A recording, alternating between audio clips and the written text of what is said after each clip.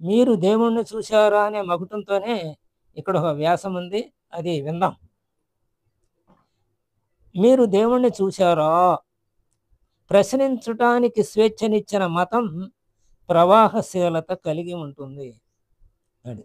ప్రవాహశీల ఎప్పుడు అలా ప్రవాహం లేకపోతే ఏమవుతుంది? ఆ నీరు మురిగిపోతుంది. నాచు పడుతుంది. తాగటానికి ఉపయోగపడదు. వాడుకోవటానికి ఉపయోగపడదు. కాబట్టి ఎప్పుడు ప్రవాహశీలత ఉండాలి. ప్రవాహం లేని నీరు ఒక చోట నిలవ కట్టబడిన నీరు మురిగిపోతుందన్నమాట. అందుకనే మార్పు ఎప్పుడూ జరుగుతూనే ఉంటుంది. ఆ మార్పు స్వాగతించాలి. ప్రకృతిలోని మార్పంతా కూడా పరిణామంతో ఆ పరిణామంలో మేలే జరుగుతుంది గానీ కీడు జరగదు. కానీ మన మార్పులో రకరకాలు ఉండొచ్చు. కీడు జరగవచ్చు, మేలు జరగవచ్చు. కాబట్టి స్వేచ్ఛ ఉండాలి ఏ మతంలోనైనా. స్వేచ్ఛ లేని మతాలు నేను దున్నపోతీనింది దూడను కట్టేయి అంటే నువ్వు చేయాల్సిందే అనే మతాలు, అలాంటి దేవుళ్ళు వల్లనే ఈ ప్రపంచంలో అశాంతి వస్తుందన్నమాట. మరి హిందూ మతంలో అంత స్వేచ్ఛ ఉంది. అందుకనే దేవుణ్ణి చూశారా మీరు అని అడిగాడు ఒకాయన. మరి అక్కడ ఆ మాట అంటే వాడిని నరికేస్తారు అంతే. అసలు విశ్వసించిన వాడినే నరికేయమని ఆ మతాలు చెప్తున్నాయి. ఇంకా చూశారా అని అడిగితే ఊరుకుంటారా? వెంటనే అందరూ కూడా కలిపి వాడిని ఖైమా చేసేస్తారు. కాబట్టి ఇలా ప్రవాహశీలత కలిగి ఉన్నది హిందూ ధర్మం. కాబట్టి తనని తాను నవోన్మేషం చేసుకుంటూ పయనిస్తూనే ఉంది. మహనీయులను సృష్టించుకొని తనను తాను సంస్కరించుకుంటోంది. అందుకు పై ప్రశ్న గొప్ప తార్కాణం. విదేశీ పాలనలో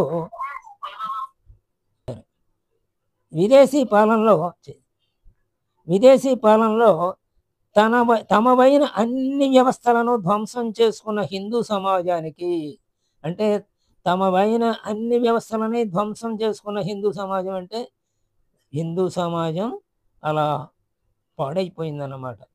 తమ అన్ని వ్యవస్థలు అంటే కుటుంబ వ్యవస్థ, అలాగే విద్యా వ్యవస్థ, అలాగే ఆధ్యాత్మిక వ్యవస్థ అన్నీ ధ్వంసం అయిపోయినాయి.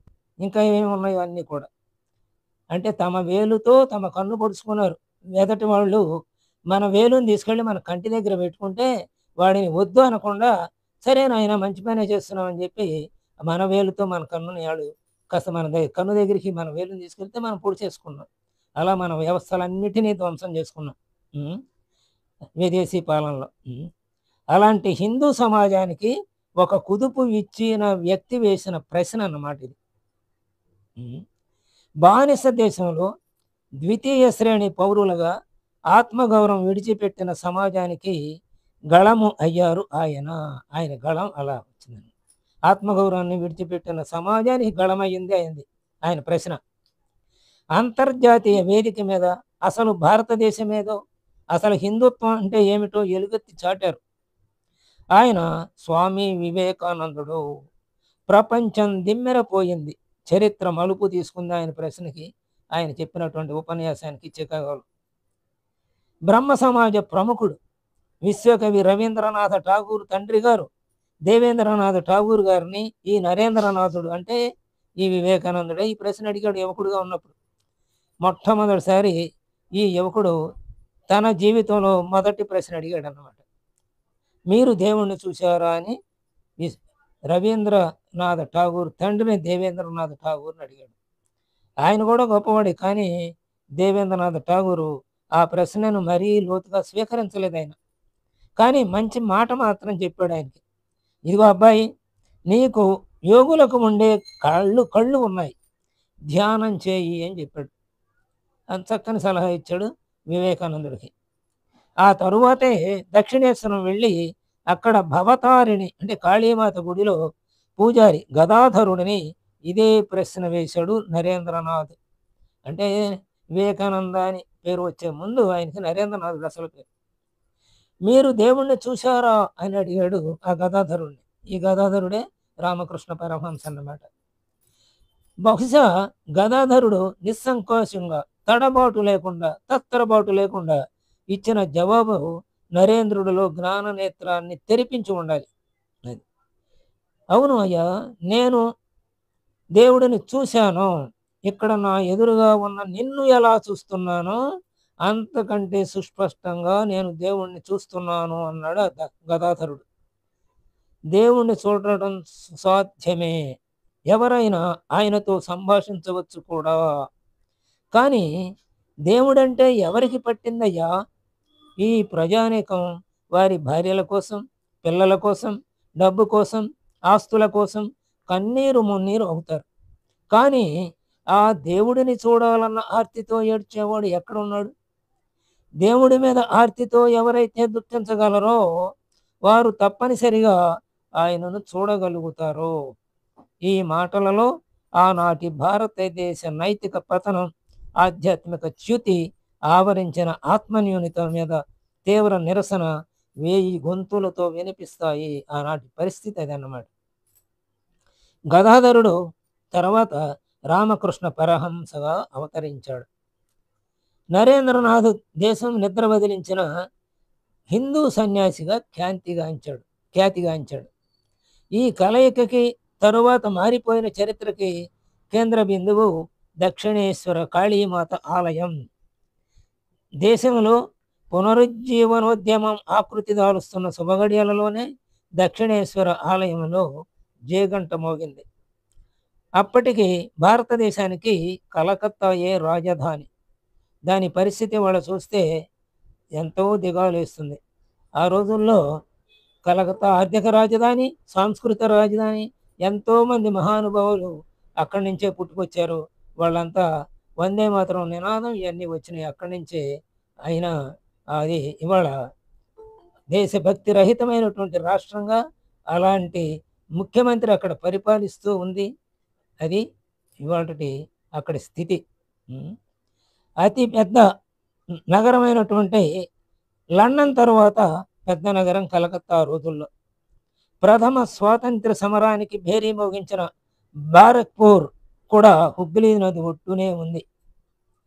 బరక్పూర్ అంటారు దాన్ని, బ్యారక్పూర్ అంటారు. అది కూడా బెంగాల్లోనే ఉంది. ఇవాళ పశ్చిమ బెంగాల్లోని ఉత్తర 24 పరగణాలు జిల్లాలోని హిందూ నవరత్న వాస్తు శైలిలో నిర్మించినదే దక్షిణేశ్వర్ కాళీమాత మందిరం లేదా కాళీబరి. హుగ్లీ నది ఒడ్డున నిర్మించిన ఆలయం ఇది. మహాదేవి లేదా పరాశక్తి ఆద్యకాళి అవతారం భవతారిణిగా ఇక్కడ అమ్మవారు వెలిసింది. ఆదిశక్తి కాళిక అని కూడా ఆమెను పిలుచుకుంటారు. జమీందారిణి, వ్యాపారవేత్త రాణి రసమై ఆలయాన్ని 1855లో నిర్మించింది. రామకృష్ణ పరమహంస ఆయన భార్య శారదాదేవితో ఈ ఆలయం ప్రతిష్ట మరింత పెరిగింది. వీరి శిష్యుడు స్వామి వివేకానందుడు. రాణి రసమణి బంధుమిత్ర సపరివారంగా వారణాసి వెళ్ళి అమ్మవారిని దర్శించుకోవడానికి 1847లో, అంటే 1947లో మన స్వతంత్రం వచ్చింది. ఖచ్చితంగా దానికి ఒక 100 సంవత్సరాల ముందు అన్నమాట ఇది. అక్కడ అన్ని సర్వసన్నాహాలు చేసుకుంది ఆ రాణి రసమై. అమ్మవారిని దర్శించుకుందాం కాశీ వెళ్ళాను. 24 నావలను గంగా నదిలో సిద్ధంగా ఉంచారన్నమాట. మరునాడు ఆ పడవలో ఎక్కవలసి ఉండగా ఆ రాత్రి ఆమెకు స్వప్నంలో కాళీమాత దర్శనమిచ్చింది. అది అగాధసం. నన్ను దర్శించుకోవడానికి కాశీ దాకా ఎందుకు? ఇక్కడ పారుతున్న గంగ ఒడ్డునే భవ్య మందిరం నిర్మించమని ఆమె ఆదేశించిందని అంటారు. కాళీమాతే కలలో కనపడి రాత్రిపూట రసమైకి ఆదేశం ఇచ్చిందన్నమాట. నిజానికి ఆ ప్రాంతంలో కాళీ ఆలయ నిర్మాణం అప్పటికే మరణించిన ఆమె భర్త చిరకాల స్వప్నం కూడా. ఆ వెంటనే రాణి ఆ ప్రాంతంలో గుడికి అనువైన స్థలం వెతికింది. దక్షిణేశ్వర్ అనే గ్రామంలో 20 ఎకరాల భూమి కొనుగోలు చేయించింది. అందులో జేక్ హాస్టీ అనే ఆంగ్లేయుడి సాహెబాన్ బగీచా అనే పేరు కలిగిన ఖండం, మహమ్మదీయుల పాత శ్మశానం వాటిక కూడా ఉన్నాయన్నమాట 20 ఎకరాల్లో. 1847లో మొదలైన ఆలయ సముదాయ నిర్మాణం 1855కు పూర్తయింది. అంటే సుమారుగా 8 ఏళ్ళు పట్టింది ఆలయ నిర్మాణానికి. రసమణి సమర్థత కలిగిన మహిళ. భర్త మరణం తరువాత పెద్ద ఎస్టేట్ ఆమె చేతికి వచ్చింది. ఈస్ట్ ఇండియా కంపెనీ ఆమెను విధానాల పేరుతో వేధించింది. వాటిని రాణి తీవ్రంగా విభేదించేవారు. కానీ ప్రజలు ఆమెకు మద్దతుగా ఉండేవారు. అయినా ఆమె తన దాతృత్వాన్ని ఆపివేయలేదు. సువర్ణరేఖ నది నుంచి పూరీ వరకు రోడ్డు నిర్మించారు. ప్రస్తుతం నేషనల్ లైబ్రరీగా పిలుస్తున్న నాటి ఇంపీరియల్ లైబ్రరీ ఆమె స్థాపించినదే. ఇప్పుడు ప్రెసిడెన్సీ కాలేజీ పేరుతో ఉన్న కళాశాల ఒకనాడు ఆమె నిర్మించిన హిందూ కళాశాలే. గంగా తీరంలో కొన్ని స్నాన ఘట్టాలను కూడా ఆమె నిర్మించారు. అంటే కాశీలో.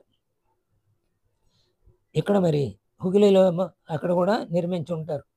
స్నానయాత్ర అనే పర్వదినాన మే 31, 1855న అమ్మవారి ప్రాణ ప్రతిష్ఠ జరిగింది. 1855 మే 31 జరిగిందనమాట. అప్పటికి పూర్తయింది ఆలయం. సమీప గతం కాబట్టి, అంటే ఇది సుమారుగా 100 సంవత్సరాల క్రితందే కాబట్టి మనం నమ్మవచ్చు. అంటే చరిత్రక ఆధారాలు గట్టిగా ఉన్నాయి కాబట్టి. దేశం నలుమూలల నుంచి లక్షలాది మంది బ్రాహ్మణులను ప్రతిష్ఠ కార్యక్రమానికి తీసుకువచ్చారు. అంటే కేవలం కలకత్తా ప్రెసిడెన్సీలో కాకుండా అప్పుడు అన్ని ప్రెసిడెన్సీలు అని పిలిచేవాడు అనమాట. 15 ప్రెసిడెన్సీ ప్రాంతాల్లో ఎన్నో ఉన్నట్టున్నాయి అప్పుడు సుమారుగా ఆంగ్లేయుల పరిపాలన సమయంలో. అంటే ఇప్పుడున్న అన్ని రాష్ట్రాల్లో నుంచి కూడా అన్ని రాష్ట్రాల బ్రాహ్మణోత్తముల్ని పిలిచారనమాట అక్కడికి ప్రతిష్ఠ. లక్షలాది మంది బ్రాహ్మణులు ప్రతిష్ఠ కార్యక్రమానికి తీసుకువచ్చారు. ఇక్కడ తాంత్రిక సంప్రదాయం అనుసరిస్తారు. ఇదే శ్రీ శ్రీ జగదీశ్వరి కాళీ ఆలయంగా ప్రసిద్ధిగాంచింది. రామ్ కుమార్ చట్టోపాధ్యాయ అనే పండితుడిని పూజారిగా నియమించారు. ఆయనకు సహాయకునిగా వచ్చారు గదాయి లేదా గదాధరుడు. అది అంటే రామకృష్ణ పరమహంస ముందు అక్కడ సహాయ పూజారి అన్నమాట ఆ దేవాలయంలో. ఈయనే రామకృష్ణ పరమహంస, ఈ గదాధరుడే. రామ్ కుమార్ చిన్న తమ్ముడే. రామకృష్ణ పరమహంస దురదృష్టవశాత్తు సంవత్సరం తర్వాత రామకుమార్ కన్నుమూశారు. అంటే రామకుమారి అన్న చిన్న తమ్ముడేమో రామకృష్ణ. ఈ రామకుమారు ఒక సంవత్సరం తర్వాతే అక్కడ పూజారిగా నియమించబడిన తర్వాత ఆయన సహాయకుడిగా గదాధరుడిగా ఉన్నాడు కదా, అన్నగారు చనిపోయాడు అన్నమాట. ఈయన సహాయక పూజారిగా ఉండగానే ఈ రామకృష్ణ పరమహంస ప్రధాన పూజారి అయ్యాడు ఆ గుడికి. 1861లో రాణి రసమణి కన్నుమూశారు. ఆమెనే రాణి రసమణి అంటున్నారు, రాణి రసమయ్య అంటున్నారు. అంతకుముందే దినాజిపూర్లో ఈ ఆలయం కోసం సేకరించిన ఆస్తులు ధర్మకర్తల మండలికి అప్పగించేశారు. ఇప్పుడు దినాజ్పూర్ బంగ్లాదేశ్లో ఉంది. రాణికి ఒక సంస్కరణ దృక్పథం కూడా ఉంది. ఆ ఆలయంలోకి అందరికీ ప్రవేశం ఉండాలని నిర్ణయించిందనమాట. అంటే వాయు ప్రతిష్ఠ అని, అగ్ని ప్రతిష్ఠ అని కూడా చేస్తూ ఉంటారు. వాయు ప్రతిష్ఠ జరిగినటువంటి దేవాలయాల్లో మనం అభ్యంగన స్నానం ఆచరించి ఉతికిన బట్టలు కట్టుకుంటే అక్కడ ప్రాణప్రతిష్ఠ చేసినటువంటి విగ్రహాలకు కూడా మనం పూజ చేసుకోవచ్చు. అక్కడ పూజారి కూడా అంగీకరిస్తాడనమాట. అగ్ని ప్రతిష్ఠ చేసినటువంటి దేవాలయాల్లో మనం అట్లా చేయటానికి అనర్హులం. అక్కడ కేవలం పూజారులే అర్హులు. అంటే బహుశా అక్కడ ఈ వాయు ప్రతిష్ఠ జరిగి ఉంటుందేమో అనుకుంటున్నాను నేను. అందరికీ ప్రవేశం అందుకనే ఏర్పాటు చేయింది. బెంగాల్లో ఆవిర్భవించినది నవరత్న వాస్తు శైలి. త్రిపుర ఆ చుట్టుపక్కల చాలా ప్రాంతాలలో ఇదే శైలితో ఆలయాలు నిర్మించారు. భవతారిణి ఆలయం 3 అంతస్తుల్లో ఉంటుంది. లోపల అమ్మవారు బోర్లా పరున్న శివుడి వీపు మీద నిలిచి ఉంటుంది. ఈ 2 ప్రతిమలు 1000 రేకుల కమలం ఆకృతిలో సింహాసనంలో ఉంటాయి. ఆ కమలం వెండితో రూపొందించారు. ఇక్కడ శాక్తేయమే ప్రధానమైన ఆరాధన. కానీ ఆలయ ప్రాంగణంలోనే తూర్పు ముఖంతో ఒకే ఆకృతి కలిగిన 12 శివాలయాలు, అంటే జ్యోతిర్లింగాలు అన్నమాట, నిర్మించారు. ఇవి అచ్చం అత్తచాల అత్తచాల అనే ఒక వాస్తుశైలి ఉందట, దాని పేరు అత్తచాల. ఆ వాస్తుశైలిలో ఉన్నాయట. ఈశాన్యం వైపు విష్ణువు లేదా రాధాకాంత్ ఆలయం ఉంది. రాధాకృష్ణుల విగ్రహంతో కూడా ఒక మందిరం ఉంది ఇక్కడ. దక్షిణేశ్వర్ భవతారిణి మందిరం ఆధునిక భారతదేశంలోనే ఒక అద్భుతం. మానవ సేవలో మాధవుడిని దర్శించుకునే సాంప్రదాయం మొదలైంది. మానవ సేవయే మాధవ సేవ, అది ఒక మెట్టు. అంతకంటే ఇంకొక మెట్టు సర్వజీవ సేవయే మాధవ సేవ. అంటే కేవలం మానవులోనే మాధవుని దర్శించడం కాదు, అన్ని జీవరాశులలోనూ చరాచర సృష్టిలో కూడా భగవంతుని దర్శించే భావనే నిజమైన సేవ అని. అది ప్రహ్లాదుడికి ఆ స్థాయి ఉంది. ఆ స్థాయికి అందరూ ఎదగాలి.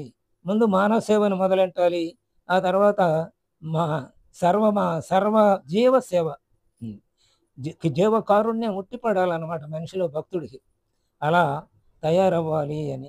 దక్షిణేశ్వర్ దానికి పునాది అయ్యింది మనకి స్వతంత్రం వచ్చిన తర్వాత. ఆ దక్షిణేశ్వర ఆలయం యొక్క నమూనా కనపడుతుందా లేదు, ఇది నాకే కనపట్లే, అక్కడ నేనే కనపడుతున్నా కానీ పుస్తకం కనపట్లే, ఎత్తి చూపించిన.